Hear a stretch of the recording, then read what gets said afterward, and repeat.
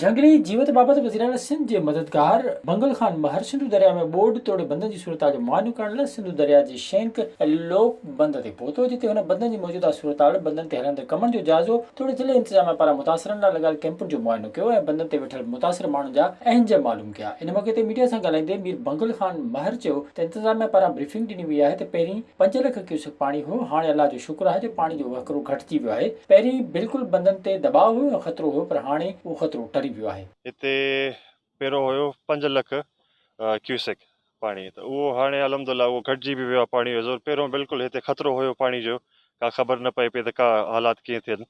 बाक़ी पंहिंजे तरफ़ां पूरो प्रिपरेशन्स पूरी कयल आहिनि, पंहिंजे इरिगेशन डिपार्टमेंट जी तरफ़ां थियूं, वाटर हर हिकु सिस्टम पंहिंजे तरफ़ां पूरो थियल आहे, त अलाह कंदो अहिड़ी का नौबत न ईंदी।